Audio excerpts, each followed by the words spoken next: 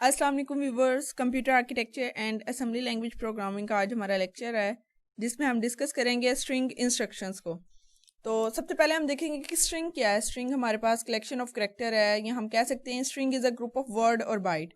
और अगर हमें स्ट्रिंग को मूव करना है, कॉपी करना है, लोड करना है या स्टोर करना है तो उसके लिए हम स्ट्रिंग इंस्ट्रक्शंस को यूज़ करते हैं। ये हमारे पास स्ट्रिंग इंस्ट्रक्शंस है जिनमें हम आज डिस्कस करेंगे store string, load string, scan string, move string और कंपेयर स्ट्रिंग। तो सबसे पहले हम देखते हैं स्टोर स्ट्रिंग। स्टोर स्ट्रिंग अब क्या करती है कि मूव करती है हमारे डाटा को रजिस्टर से मेमोरी में। ये हमारा रजिस्टर है, इधर से डाटा इधर मेमोरी में स्टोर करती है, तो उसके लिए हम स्टोर स्ट्रिंग को यूज़ करते हैं। स्टोर स्ट्रिंग हमारे डाटा को रजिस्टर से मेमोरी में मूव करने के लिए यूज़ करते हैं हम। और स्टोर स्ट्रिंग के दो वर्जन्स हैं, स्टोर स्ट्रिंग बाइट और स्टोर स्ट्रिंग वर्ड। अगर हम बाइट की बात करें तो हमारे रजिस्टर के एक बाइट को मेमोरी की लोकेशन में मूव करने के लिए हम जो है स्टोर स्ट्रिंग बाइट को यूज़ करते हैं, और एक दो बाइट्स को या एक पूरे वर्ड को मूव करने के लिए रजिस्टर से मेमोरी में हम स्टोर स्ट्रिंग वर्ड यूज़ करते हैं। स्टोर स्ट्रिंग बाइट में हम अपने रजिस्टर के एक पार्ट को यूज़ करते हैं, और स्टोर स्ट्रिंग वर्ड में हम पूरे के पूरे रजिस्टर को यूज़ करते हैं। नेक्स्ट हमारे पास आ जाती हैं लोड स्ट्रिंग। लोड स्ट्रिंग में क्या करते हैं, लोड स्ट्रिंग में हम अपने डाटा को मेमोरी से रजिस्टर में मूव करते हैं। ये मेमोरी की लोकेशन है, इस जगह से हम अपने डाटा को रजिस्टर में मूव करते हैं। तो लोड स्ट्रिंग हमारे जो डाटा है उसको मेमोरी से रजिस्टर में मूव करने के लिए हम यूज़ करते हैं। लोड स्ट्रिंग के भी दो वर्जन्स हैं, लोड स्ट्रिंग बाइट और load string word. Load string byte में हम एक डाटा को मेमोरी से रजिस्टर में मूव करते हैं, और लोड स्ट्रिंग वर्ड में हम दो बाइट का जो डाटा है उसको मेमोरी से रजिस्टर में ट्रांसफ़र करते हैं। लोड स्ट्रिंग बाइट में हम रजिस्टर का जो एक पार्ट है AL उसको यूज़ करते हैं, जबकि लोड स्ट्रिंग वर्ड में हम दोनों पार्ट्स AL और AX के दोनों पार्ट्स को यूज़ करते हैं। तो ये हमारे पास लोड स्ट्रिंग। नेक्स्ट हमारे पास आ जाती है स्कैन स्ट्रिंग। स्कैन स्ट्रिंग में हम मेमोरी और रजिस्टर के डाटा को कंपेयर करते हैं। मेमोरी और रजिस्टर में स्ट्रिंग टाइप का जो भी डाटा है उसको कंपेयर करने के लिए हम स्कैन स्ट्रिंग को यूज़ करते हैं। हमारे पास स्कैन स्ट्रिंग के भी दो वर्जन्स हैं, स्कैन स्ट्रिंग बाइट और स्कैन स्ट्रिंग वर्ड। सिंपल उसी तरह एक बाइट के डाटा को कंपेयर करने के लिए हम स्कैन स्ट्रिंग बाइट को यूज़ करते हैं, और दो बाइट्स या एक पूरे वर्ड के डाटा को स्कैन करने के लिए हम जो है स्कैन स्ट्रिंग वर्ड को यूज़ करती हैं। अब अगर हम नॉर्मल कंपेयरिंग की बात करें तो उसमें हम क्या करते हैं, उसमें हम डेस्टिनेशन से सोर्स को माइनस करते हैं, और जो भी आंसर आता है उसके अकॉर्डिंग जाके हम फिर फ्लैग को सेट करते हैं। लेकिन अगर हम स्कैन स्ट्रिंग में कंपेयरिंग की बात करें तो हम सोर्स में से डेस्टिनेशन को माइनस करते हैं, और उसके अकॉर्डिंग जाके फिर हम फ्लैग को सेट करते हैं। तो ये हमारे पास स्कैन स्ट्रिंग। नेक्स्ट हम देखते हैं कि हमारे पास मूव स्ट्रिंग है। मूव स्ट्रिंग क्या करती है, मूव स्ट्रिंग हमारे डाटा को मेमोरी की एक लोकेशन से मेमोरी की ही दूसरी लोकेशन में मूव करने के लिए हम मूव स्ट्रिंग को यूज़ करते हैं। यहाँ पर ये हमारे पास मेमोरी की एक ये लोकेशन है और एक ये लोकेशन है। मेमोरी की ही एक लोकेशन से दूसरी लोकेशन में डाटा को मूव करने के लिए हम मूव स्ट्रिंग को यूज़ करते हैं। और मूव स्ट्रिंग के भी दो वर्जन्स हैं, मूव स्ट्रिंग बाइट और move string word. Move string byte में हम एक बाइट के डाटा को मेमोरी की एक लोकेशन से दूसरी लोकेशन में मूव करते हैं, जबकि मूव स्ट्रिंग वर्ड में हम पूरे के पूरे एक वर्ड को या दो बाइट्स के डाटा को मेमोरी की एक लोकेशन से दूसरी लोकेशन में मूव करते हैं। नेक्स्ट हमारे पास आ जाती है कंपेयर स्ट्रिंग।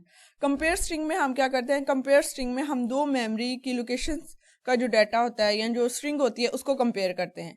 और ये नॉर्मल कंपेयरिंग की तरह हम डेस्टिनेशन को सोर्स में से सब्ट्रैक्ट करते हैं, और उसके बाद हम फ्लैग को सेट करते हैं। मींस हमने स्कैन स्ट्रिंग देखा, स्कैन स्ट्रिंग में हम क्या करते हैं, हम रजिस्टर और मेमोरी के डाटा को कंपेयर करते हैं, और नॉर्मल कंपेयरिंग से हम चेंज करके उसको सोर्स माइनस डेस्टिनेशन करके और फिर फ्लैग सेट करते हैं। जबकि अगर हम कंपेयर स्ट्रिंग की बात करें तो कंपेयर स्ट्रिंग में हम मेमोरी की ही लोकेशन का डाटा किसी दूसरी मेमोरी की लोकेशन के साथ कंपेयर करते हैं, और हम इसमें से डेस्टिनेशन में से सोर्स को सब्ट्रैक्ट करते हैं और फिर जाके अपने फ्लैग को सेट करते हैं। ये हमारे पास डेस्टिनेशन है और ये सोर्स है, इन दोनों को सब्ट्रैक्ट करते हैं और उसके बाद जाके हम जो है ना वो अपने फ्लैग्स को सेट करते हैं।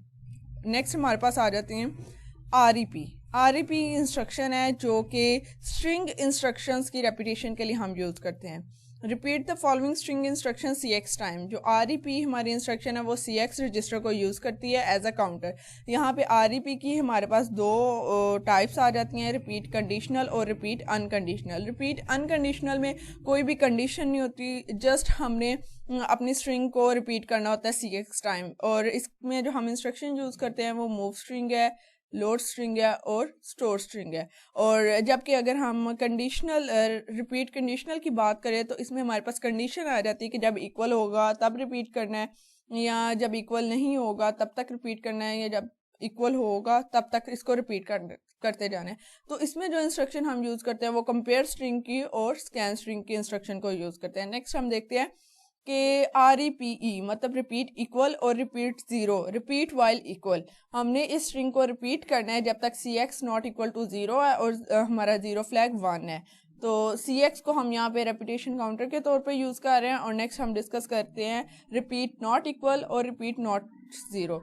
रिपीट करना है while not equal. Repeat the following string instruction while CX not equal to zero and zero flag is 1।